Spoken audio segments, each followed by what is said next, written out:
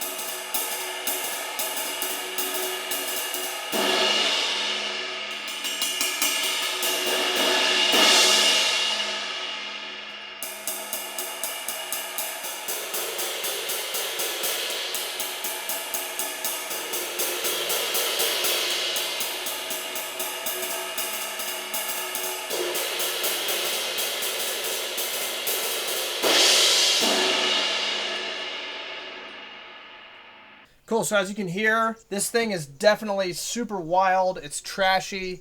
It's got a lot of explosive energy that hits you pretty quick. I was doing the little dynamic range test where I start out soft and just build up, and it feels very instant, the amount of explosive energy you get really quickly. Whereas this cymbal is going to stay more controlled. As I did that dynamic thing, that stick definition stayed on top of the wash for much longer. There's always going to be a point with thinner cymbals where you do hit this place where the wash wants to kind of overtake and overshadow the stick definition. And it's just about at what point in the dynamic range does that happen. So having a cymbal with a little bit more weight on it and having it be constructed in a certain way. Obviously, we're not getting into the construction of these cymbals, how they were made, how they were hammered, the topography, the lathing, all of that. We're just simply dealing with weight, pretty much.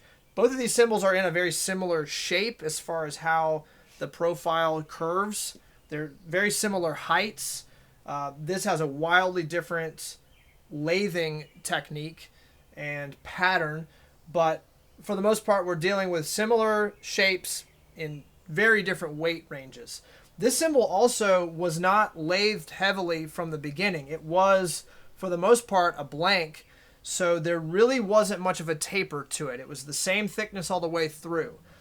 If you have a thin cymbal where you really taper the edge, but you leave weight up near the bell and up around the bell, you can actually maintain more control.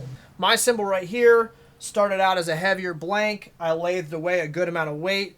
I did more of a taper, so there is a solid bell. There's a solid section right below the bell that has a good amount of weight on it, and then it tapers thin to the edge. This allows me to get that crash to open up quickly and it not feel super sluggish, but it also keeps more control in the cymbal. When I first got into handmade cymbals and thinner cymbals, I kind of went all the way. I just wanted the thinnest possible cymbal I could get. I wanted to be as dark and complex and trashy as possible. And then I would take those cymbals to my gigs and they wouldn't quite work very well. I would have issues with my patterns being heard and being able to link up with the bass player, or having the lead vocalist or the lead instrumentalist not really hear where my time was. And that's just a real problem if you're trying to make music with other people. So a cymbal like this is cool and has a function. It can work as a wild, trashy crash. It can work as a super low volume ride.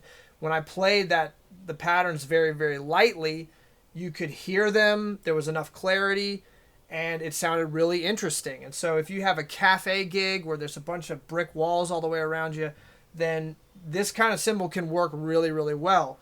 But if you're in an environment where you need more of a dynamic range, you want to be able to play super, super soft, but you also want to be able to dig in, you need to think about how your cymbal is set up, and you need to think about the voice strength of your instrument. Is your instrument weak voiced, like this one kind of is, or does it have a stronger voice? Does it have a clarity that allows you to make music? So let me know what you think. Have you thought about this concept before? Do you look for cymbals with this in mind? I would really encourage you to try it if you haven't. So drop a comment below. Let me know what you think. You can subscribe and hit the bell if you want notifications, and keep an eye out for the next video. I'm Timothy Roberts. Thanks for watching.